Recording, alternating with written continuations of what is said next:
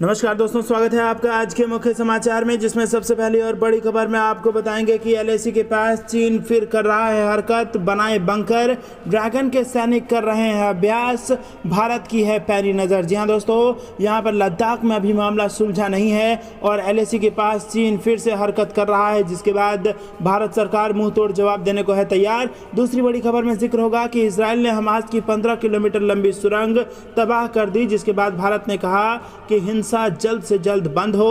और तीसरी बड़ी खबर में जिक्र होगा कि कहां है कांग्रेस की आत्मा, टूल किट को लेकर केंद्रीय मंत्री रविशंकर प्रसाद ने लगाए बड़े आरोप। दोस्तों, हर एक खबर की गहराई में आपको ले जाएंगे, लेकिन उससे पहले अगर आपको भी देश की सेना और पीएम मोदी पर पूरा भरोसा है तो आप अभी इस वीडियो को लाइक कीजिए और इस लाल बटन को दबा के चैनल को फ्री में सब्सक्राइब करके घंटी बजाकर कमेंट में लिखिए जय हिंद। दोस्तों, रुक करते हैं तमाम बड़ी खबरों की तरफ। एलएसी के पास चीन फिर कर रहा हरकत, बनाए बंकर, ड्रैगन के सैनिक कर रहे अभ्यास, भारत की पैनी नजर। जी हां दोस्तों, भारत के साथ कई दौर की बातचीत के बाद चीन की पीपुल्स लिबरेशन आर्मी ने समझौते के तहत कई इलाकों से डिसएंगेजमेंट जरूर किया, लेकिन सीमा के पास दोबारा ड्रैगन की कायराना हरकत शुरू हो गई है। दरअसल पूर्वी लद्दाख के डेप्थ इलाकों में पीपुल्स लिबरेशन आर्मी सैन्य अभ्यास कर रही है। अभी एक साल भी नहीं बीता है जब चीनी सेना ने भारत के उत्तरी हिस्से पर आक्रामक रवैया अपनाने की कोशिश की थी। हालांकि ऐसा नहीं है कि भारतीय सेना हाथ पर हाथ धरकर बैठी है। कोविड के बावजूद भारतीय सेना पूरी तरह सतर्क है और चीनी सेना की हरकतों पर नजर बनाए हुए हैं। एएनआई के सूत्रों के मुताबिक चीनी सेना के लोग सालों से यहां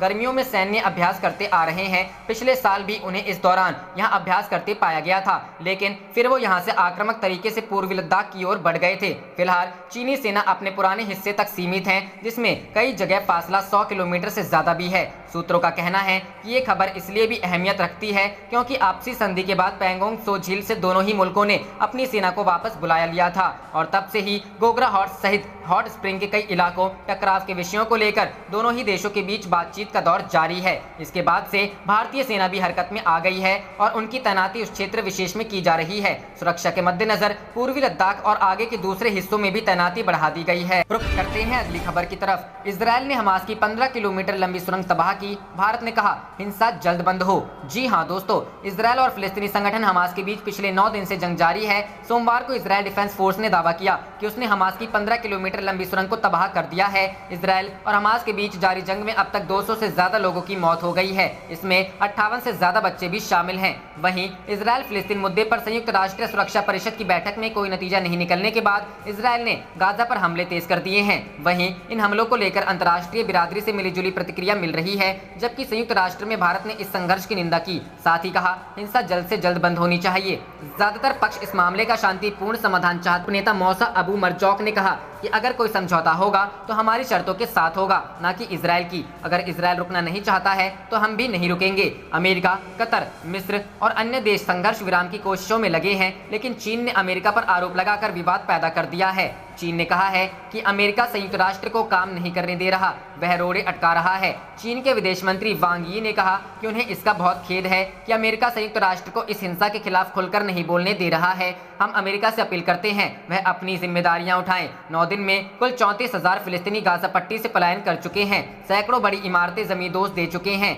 संयुक्त राष्ट्र महासचिव एंटोनियो गुटेरेस ने चेतावनी दी है कि संघर्ष नहीं थमा तो ये पूरा क्षेत्र एक बेकाबू संकट में घिर जाएगा। उन्होंने कहा गाजा में हो रही हिंसा बेहद भयानक है और यह संघर्ष तुरंत रुकना चाहिए। संयुक्त राष्ट्र सुरक्षा परिषद ने गाजा में सीज फायर के लिए अंतर्राष्ट्रीय मध्यस्थों के साथ बैठक भी की, लेकिन इसमें कोई ठोस नतीजा नहीं निकल सका। रुख करते हैं अगली खबर की तरफ। कहां है कांग्रेस की आत्मा, टूल किट को लेकर केंद्रीय मंत्री रविशंकर प्रसाद ने लगाए बड़े आरोप। जी हां दोस्तों, केंद्रीय मंत्री रविशंकर प्रसाद ने कांग्रेस की एक कथित टूल किट को लेकर निशाना साधा है। उन्होंने ट्वीट में लिखा, कांग्रेस पार्टी को क्या हो गया है जब देश को इस चुनौतीपूर्ण समय में एक साथ काम करने और नागरिकों को राहत प्रदान करने की आवश्यकता है। इनका ध्यान केवल झूठ को आधार बनाकर गलत जानकारियां फैलाने पर है। बता दें कि इस टूल किट में कांग्रेस ने कथित रूप से अपने सोशल मीडिया स्वयंसेवकों से कहा है कि वे कोविड-19 के परिवर्तित नए स्वरूप को मोदी स्ट्रेन या इंडियन स्ट्रेन कहें। हालांकि कांग्रेस ने आरोपों से इनकार किया है और दावा किया है कि भाजपा कोविड-19 के कुप्रबंधन पर फर्जी टूल किट का प्रचार कर रही है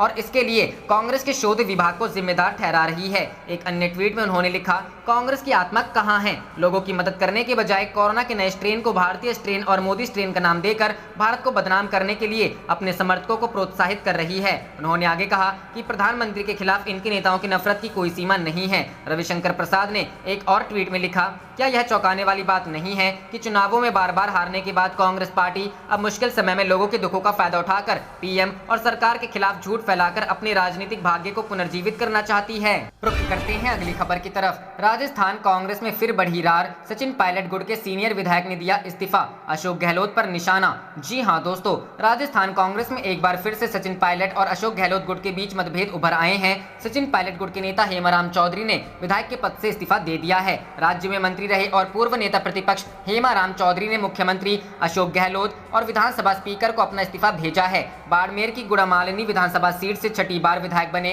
हेमाराम चौधरी के इस्तीफे से राज्य में राजनीतिक हलचल एक बार फिर से तेज हो गई है। विधायक पद से इस्तीफा भेजते हुए हेमाराम चौधरी ने अशोक गहलोत सरकार पर अपने विधानसभा क्षेत्र की अनदेखी का आरोप लगाया है। हेमाराम चौधरी ने कहा, सरकार की दुश्मनी मुझसे है, लेकिन मेरे क्षेत्र की अनदेखी अब बर्दाश्त नहीं होती। कांग्रेस पार्टी नहीं छोड़ूंगा। इससे पहले हेमाराम चौधरी ने 14 फरवरी 2019 को भी इस्तीफा दिया था, लेकिन स्पीकर ने स्वीकार नहीं किया था। अब एक बार फिर से उनके इस्तीफे ने अशोक गहलोत और सचिन पायलट गुट के बीच दरार को बढ़ा दिया है। उनकी ओर से विधानसभा अध्यक्ष को भेजा गया इस्तीफा सोशल मीडिया में तेजी से वायरल हो रहा है। राज्य के सीनियर नेताओं में से एक हेमाराम चौधरी को इस बार गहलोत कैबिनेट में जगह नहीं मिली थी। पहले की सरकारों में मंत्री रहे चौधरी के कैबिनेट से बाहर रहने को लेकर सवाल खड़े हुए थे। हेमाराम चौधरी अपनी ही गहलोत सरकार पर क्षेत्र में विकास कार्यों में भेदभाव करने का आरोप भी लगाते रहे हैं। पिछले दिनों विधानसभा में भी चौधरी ने खुलकर अपनी ही सरकार पर निशाने साधे थे। चौधरी ने कहा था कि उनके क्षेत्र में विकास कार्य नहीं हो रहे हैं। बीते दिनों राजस्थान विधानसभा में बोलते हुए चौधरी के मन में दबी पीड़ा पूरी तरह से उजागर हुई थी। हेमाराम चौधरी ने कहा था कि दुश्मनी निकालनी है तो मेरे से निकालो, क्षेत्र की जनता को परेशान मत करो। चौधरी ने उनके विधानसभा क्षेत्र हटाने को लेकर भी नाराजगी जताई थी। उनकी ताजा नाराजगी कम्युनिटी हेल्थ ऑफिसर भर्ती से जुड़ी बताई जा रही है। रुख करते हैं अगली खबर की तरफ। समुद्र के बीच तूफान ताउते में फंसे 314 लोगों को भारतीय नेवी ने बचाया। जी हां दोस्तों, भारतीय नौसेना ताउते चक्रवात के कारण मुंबई के निकट अरब सागर में फंसे 2 बजरों में मौजूद 314 लोगों को बचा चुकी है। एक अधिकारी ने मंगलवार को यह जानकारी दी। नौसेना के अधिकारी ने कहा कि 707 कर्मियों को ले जा रहे 3 बजरे और एक ऑयल रिग सोमवार समुद्र में फंस गया था। इनमें 273 लोगों को ले जा रहा P305 बजरा, 137 कर्मियों को ले जा रहा गल कंस्ट्रक्टर और SS3 बजरा शामिल हैं, जिसमें 196 कर्मी मौजूद थे। साथ ही सागर भूषण ऑयल रिग भी समुद्र में फंस गया था, जिसमें 101 कर्मी मौजूद थे। अधिकारी ने कहा कि गल कंस्ट्रक्टर में मौजूद 137 जबकि P305 में मौजूद 273 में से 177 लोगों को बचा लिया गया है। उन्होंने कहा, दमन के तटरक्षक वायु स्टेशन से संचालित 2 चेतक हेलीकॉप्टरों ने गल कंस्ट्रक्टर में मौजूद कर्मियों को बचाया। एक और चेतक हेलीकॉप्टर को भी बचाव अभियान में शामिल किया गया है। SS3 और सागर भूषण ऑयल रिग के लिए चलाए जा रहे बचाव अभियान के बारे में अभी कोई जानकारी नहीं मिली है। इससे पहले अधिकारी ने कहा कि बजरे में मौजूद 60 लोगों को रात 11 बजे तक और बाकियों को रात भर चले अभियान के दौरान बचाया गया। वहीं नौसेना के एक हेलीकॉप्टर ने 3 लोगों को आज सुबह INS शिकरा पहुंचाया। INS शिकरा को पहले INS कुंजली कहा जाता था, जो दक्षिण मुंबई के कोलाबा स्थित नौसेना का एक हवाई स्टेशन है। तेल और प्राकृतिक गैस निगम लिमिटेड ने सोमवार को कहा था कि P305 बजरा चक्रवाती तूफान ताउते की वजह से लंगर से खिसक गया था, अनियंत्रित होकर समुद्र में बह गया था। सूत्रों के अनुसार यह एक ऐसा बजरा है जिसमें लोगों को ठहराया या सामान रखा जाता है, इसलिए इसमें इंजन नहीं लगा है। एक अधिकारी ने बताया कि नौसेना ने बचाव कार्य के लिए मंगलवार सुबह समुद्री गश्ती विमान P81 को तैनात किया था। नौसेना के प्रवक्ता ने बताया कि एक अन्य बजरा गल कंस्ट्रक्टर बहकर कोलाबा पॉइंट के उत्तर में 48 समुद्री मील दूर चला गया। इसमें 137 लोग सवार थे। एक आपातकालीन टोही पोत वाटर लिली, 2 सहायक पोत और CGS सम्राट को क्षेत्र में मदद तथा चालक दल के सदस्यों को बचाने के लिए भेजा गया है। प्रवक्ता ने एक बयान में कहा कि INS तलवार एक अन्य तेल वाहन सागर भूषण और SS3 बजरे की मदद के लिए जा रहा है। दोनों ही अभी पीपावाव बंदरगाह से लगभग 50 समुद्री मील दक्षिण पूर्व में है। करते हैं अगली खबर की तरफ। सावधान हो जाए चीन, ड्रैगन की आक्रामक हरकतों से एकजुट हुए क्वाड देश कर सकते हैं बड़ी कार्रवाई। जी हां दोस्तों, चीन के तीखे तेवर से दुनिया भर के मुल्क परेशान हैं। दक्षिण चीन सागर समेत पूरे हिंद प्रशांत महासागर में बीजिंग द्वारा की जा रही कार्रवाई के चलते क्वाड में शामिल 4 देश चीन के खिलाफ कड़ी कार्रवाई करने को मजबूर हो रहे हैं। बता दें कि क्वाड में भारत, ऑस्ट्रेलिया, जापान और अमेरिका शामिल हैं। इस समूह का मकसद चीन की आक्रामक कार्रवाई से निपटना है। इसकी तुलना एक छोटे नाटो से भी होती है। लेखक और राजनीतिक विशेषज्ञ गॉर्डन चांग ने इस बात पर प्रकाश डाला कि चीन की अंतर्राष्ट्रीय आक्रामक आने पर मजबूर कर रही है। express.co.uk को दिए एक इंटरव्यू में चांग ने जोर दिया कि क्वाड मुल्क दक्षिण चीन सागर में चीन की आक्रामक कार्रवाई को लेकर एक साथ आ रहे हैं। चांग के मुताबिक ऑस्ट्रेलिया और चीन के बीच सीधे तौर पर सैन्य विवाद होने की संभावना बहुत कम है, लेकिन हालात बिगड़ने पर क्वाड के देशों के बीच सहयोग जरूर बढ़ेगा। चांग ने कहा, ऑस्ट्रेलिया क्वाड के 4 देशों में से एक है। इसके अलावा इसमें अमेरिका, जापान और भारत शामिल है। ये चारों देश साथ मिलकर काम कर रहे हैं। ये सभी मुल्क सैन्य तौर पर अपनी समझ का संचालन कर रहे हैं। उन्होंने कहा कि अभी ऑस्ट्रेलिया के साथ चीन का विवाद किसी तरह से सैन्य संघर्ष का रूप ले सकता है। हालांकि इस बात की बेहद कम संभावना है कि चीन और ऑस्ट्रेलिया एक दूसरे के खिलाफ युद्ध के ऐलान करें। चांग ने विस्तार से बताया कि मुझे लगता है कि ऑस्ट्रेलिया किसी अन्य मुल्क की वजह से युद्ध में पड़ेगा। इसके सीधे तौर पर चीनी सैन्य कार्रवाई का टारगेट बनने की संभावना कम है। इसके पीछे की वजह दोनों मुल्कों के बीच की दूरी है। उन्होंने कहा, चीन द्वारा क्वाड के मुल्कों के समाजों पर किए जा रहे हमलों को देखते हुए ये देश अब साझा रक्षा की धारणा को समझने लगे हैं। चांग ने चेतावनी देते हुए कहा कि अगर बीजिंग ताइवान और भारत के खिलाफ अपनी आक्रामक सैन्य कार्रवाई को नहीं रोकता है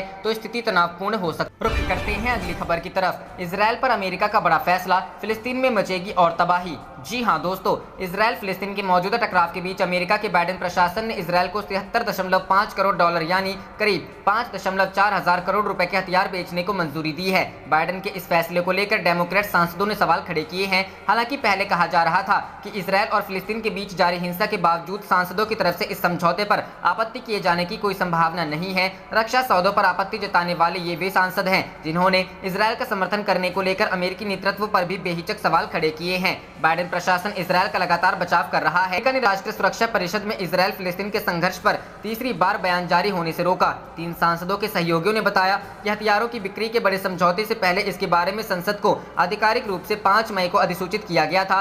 वॉशिंगटन पोस्ट की रिपोर्ट के मुताबिक बिक्री की योजना के बारे में संसद को अप्रैल में ही सूचित कर दिया गया था, लेकिन अब कुछ सांसदों ने रक्षा सौदों पर सवाल खड़े कर दिए हैं। बताते चले कि अमेरिकी कानून के मुताबिक औपचारिक अधिसूचना के बाद कैपिटल हिल यानी अमेरिकी संसद को बिक्री पर आपत्ति जताने के लिए 15 दिन का समय मिलता है। दरअसल इस बिक्री पर आपत्ति की संभावना इसलिए नहीं जताई जा रही थी क्योंकि अमेरिका में डेमोक्रेटिक और रिपब्लिकन दोनों ही पार्टियां इजराइल का समर्थन कर रही हैं। बहरहाल फिलिस्तीन के चरमपंथी संगठन हमास के रॉकेट हमले और इजराइल की जवाबी कार्रवाई में 200 से ज्यादा लोगों की जान जा चुकी है। बाइडेन प्रशासन ने शुरू में तत्काल संघर्ष विराम का आह्वान करने से परहेज किया और कहा कि इजराइल को हमास के खिलाफ खुद का बचाव करने का अधिकार है। शुरू में अमेरिकी प्रशासन के इस रुख पर कांग्रेस के ज्यादातर सदस्यों ने समर्थन किया था, लेकिन सांसदों की नई पीढ़ी इजराइल के अमेरिकी समर्थन पर सवाल खड़े करने को लेकर अधिक मुखर है। कुछ सांसद हथियारों की प्रस्तावित बिक्री के बारे में अधिक जानकारी चाहते हैं। वे चाहते हैं कि इसमें उनकी राय को भी शामिल किया जाए। अमेरिकी सीनेट के विदेश मामलों की समिति के एक सदस्य ने वॉशिंगटन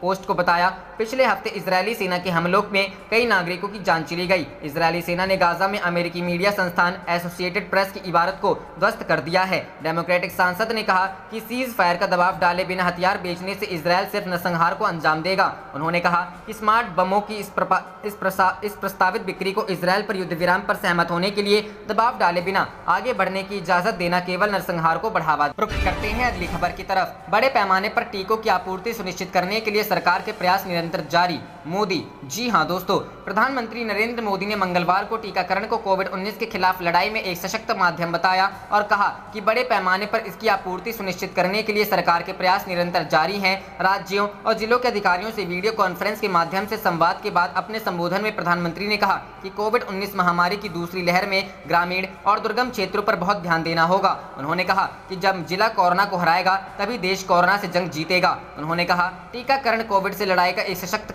माध्यम है, इसलिए इससे जुड़े हर भ्रम को हमें मिलकर दूर करना है। कोरोना के टीके की आपूर्ति को बहुत बड़े स्तर पर बढ़ाने के निरंतर प्रयास किए जा रहे हैं। प्रधानमंत्री ने कहा कि पीएम केयर्स के माध्यम से देश के हर जिले के अस्पतालों में ऑक्सीजन संयंत्र लगाने पर तेजी से काम किया जा रहा है और कई अस्पतालों में इन संयंत्रों ने काम शुरू कर दिया है। प्रधानमंत्री ने कहा कि देश में इस समय कुछ राज्यों में कोरोना संक्रमण के मामले कम हो रहे हैं तो कुछ राज्यों में बढ़ भी रहे हैं। उन्होंने कहा कम होते आंकड़ों के बीच हमें ज्यादा सतर्क रहने की जरूरत है। हमारी लड़ाई एक जीवन बचाने की है। मोदी ने स्थानीय निषिद्ध क्षेत्र, व्यापक जांच और लोगों तक उचित जानकारी पहुंचाने को कोरोना के खिलाफ हथियार बताते हुए कहा कि महामारी के खिलाफ इस युद्ध में उनकी एक बहुत महत्वपूर्ण भूमिका है। उन्होंने कहा, आप एक तरह से इस युद्ध के फील्ड कमांडर हैं। हमारे देश में जितने जिले हैं उतनी ही अलग अलग चुनौतियां हैं। आप अपने जिले की चुनौतियों को बहुत बेहतर तरीके से समझते हैं, इसलिए जब आपका जिला जीतता है तो देश जीतता है। जब आपका जिला कोरोना को हराता है तो देश कोरोना को हराता है। प्रधानमंत्री ने कहा कि जिलों में चिकित्सा के साथ ही हर चीज की पर्याप्त आपूर्ति सुनिश्चित करना भी जरूरी है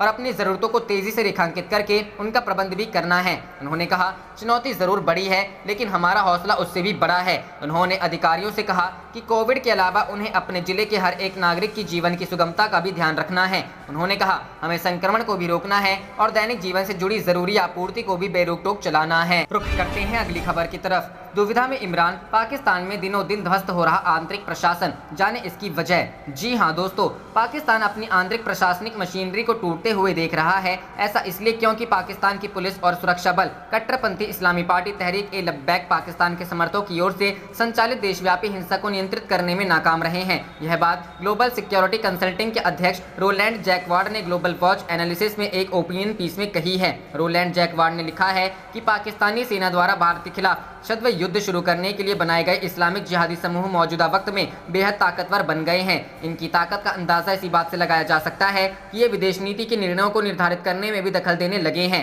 जैकवार्ड की टिप्पणी ऐसे वक्त में सामने आई है जब पाकिस्तान में फ्रांस के खिलाफ कट्टरपंथियों में उबाल देखा जा रहा है। दरअसल टीएलपी के समर्थक पैगंबर मोहम्मद का कार्टून प्रकाशित करने के मामले में फ्रांस के राजदूत को निष्कासित करने की मांग कर रहे हैं। इसको लेकर पाकिस्तान में भारी उपद्रव देखा गया। आलम यह है कि टीएलपी समर्थकों के आगे पाकिस्तान सरकार भी घुटने टेक चुकी है। पाकिस्तान सरकार प्रतिबंधित तहरीक-ए-लब्बैक पाकिस्तान से बातचीत करके बवाल को थामने की कोशिश कर रही है, जिससे पुलिसकर्मी भी नाखुश है। रोलैंड जैकवार्ड कहते हैं कि फ्रांस विरोधी प्रदर्शनों के साथ साथ प्रधानमंत्री इमरान खान और उनके मंत्रिमंडल के अन्य सदस्यों की चुप्पी से टीएलपी का मनोबल और बढ़ गया है। टीएलपी ने फ्रांसीसी राष्ट्रपति इमैनुअल मैक्रोन के खिलाफ ईशनिंदा की आरोप लगाए हैं। पाकिस्तान में आंतरिक मशीनरी फेल हो चुकी है क्योंकि पुलिस और सुरक्षा बल के जवान खुद को देशव्यापी हिंसा रोकने में असमर्थ पा रहे हैं। टीएलपी समर्थकों की मांग यह भी है कि फ्रांस से सभी व्यापारिक रिश्ते खत्म कर लिए। रुख करते हैं अगली खबर की तरफ। नौसेना को परमाणु हथियार लैस 6 पनडुब्बियों की जरूरत, मोदी सरकार से मांगी अनुमति।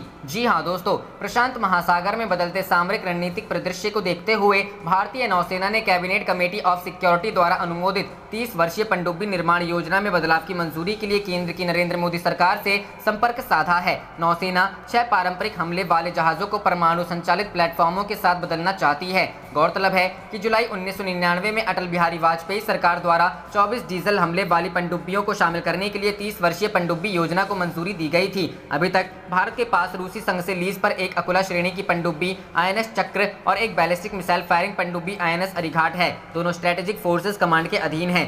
चीन की तैयारी के मद्देनजर बदलाव जरूरी। हिंदुस्तान टाइम्स के अनुसार अब तक भारतीय नौसेना के पास 12 पुरानी पारंपरिक हमला पनडुब्बियां और 3 नई कलवरी श्रेणी की पनडुब्बियां हैं। इनमें से पहली को दिसंबर 2017 में 23,652 करोड़ की परियोजना के हिस्से के रूप में कमीशन किया गया था। आपको बता दें कि 2005 में इसकी स्वीकृति दी गई थी। नौसेना ने 18 पारंपरिक डीजल हमले की पनडुब्बियों की जगह नए पनडुब्बी बल को शामिल करने की अनुमति देने के लिए कैबिनेट की मंजूरी मांगी है। यह परिवर्तन चीन की पीपुल्स लिबरेशन आर्मी नेवी द्वारा परमाणु पनडुब्बी शस्त्रागार की तेज वृद्धि को ध्यान में रखते हुए और हिंद प्रशांत को भविष्य में विरोधी के वर्चस्व से बचाने के लिए मांगा गया है। रुख करते हैं अगली खबर की तरफ। दुनिया में छिड़ेगा तीसरा विश्व युद्ध, अमेरिका और चीन के बीच जंग की वजह बन सकता है ये छोटा सा मुल्क। जी हां दोस्तों, दुनिया ने अब तक 2 विश्व युद्ध का दंश झेला है। इसमें दूसरा विश्व युद्ध मानव सभ्यता के लिए कितना खतरनाक साबित हुआ है यह हम सब ने देखा है। वहीं अब ऐसा लग रहा है कि दुनिया में तीसरा विश्व युद्ध भी छिड़ने वाला है। दरअसल ऑस्ट्रेलिया के एक पूर्व मेजर जनरल ने चेतावनी दी है कि अगर बीजिंग बलपूर्वक ताइवान को कब्जाने की कोशिश करता है तो अमेरिका और चीन के बीच बहुत बड़ा युद्ध हो सकता है। ये युद्ध तीसरे विश्व युद्ध की तरह होगा। पूर्व मेजर जनरल ने यह भी स्वीकार किया कि वाशिंगटन आश्वस्त नहीं है कि वह इस तरह के किसी भी सैन्य संघर्ष को जीत सकता है। दूसरी ओर ऑस्ट्रेलिया को भी चीन से हमलों का सामना करना पड़ सकता है। हाल ही के समय में चीन के रवैये को देखते हुए ताइपे के प्रति बीजिंग के इरादों को लेकर अटकलें तेज हो गई हैं। अमेरिका की नौसेना के एक अधिकारी ने भविष्यवाणी की है कि बीजिंग अगले 6 वर्षों के भीतर ताइवान पर कब्जा कर सकता है। अधिकारी ने चीन के अपने पड़ोसी देश के खिलाफ आक्रामक व्यवहार और तीखी बयानबाजी को लेकर ये भविष्यवाणी की है। ताइवान को हासिल करने में हो सकती है झड़प। अप्रैल में चीन के उप विदेश मंत्री ले यूचिंग ने जोर देकर कहा कि बीजिंग ताइवान को कभी भी स्वतंत्र नहीं होने देगा। सेवानिवृत्त मेजर जनरल और लिबरल सीनेटर जिम डोलन ने स्काई न्यूज ऑस्ट्रेलिया को बताया कि चीन द्वारा ताइवान को बलपूर्वक वापस लेने की किसी भी प्रयास से एक बड़ा सैन्य संघर्ष हो सकता है। उन्होंने कहा, चीन का एक उद्देश्य है और वह है ताइवान को शांतिपूर्वक या बलपूर्वक वापस लेना और हमें इसे स्वीकार करना होगा, लेकिन ये थोड़ा सा बल प्रयोग नहीं होगा। इसके लिए चीन को गुआम बेस को खत्म करना होगा। इसके अलावा चीन को जापान में अमेरिकी ठिकानों को भी निशाना बनाना होगा। ऐसी परिस्थितियां किसी बड़े युद्ध से कम नहीं होंगी। ऑस्ट्रेलिया को झेलना पड़ेगा कोलेट्रल हमला। जिम डोलन ने दावा किया कि इस युद्ध में ऑस्ट्रेलिया को चीन की तरफ से कोलेट्रल हमला सहना पड़ सकता है। उन्होंने सुझाव दिया कि चीन ऑस्ट्रेलिया को मिसाइल और साइबर हमले से निशाना बना सकता है। पूर्व मेजर जनरल ने कहा कि अमेरिका और चीन के बीच होने वाले झड़प में ये कुछ ऐसा है जो मुझे सबसे ज्यादा चिंतित करता है। उन्होंने कहा कि आप देख सकते हैं कि अमेरिका को नहीं लगता कि वो इस युद्ध को जीत सकता है। अगर ये युद्ध प्रशांत महासागर की ओर बढ़ जाता है तो हमें नहीं मालूम हम क्या। आप देख रहे थे आपका अपना चैनल जय हिंद जय भारत।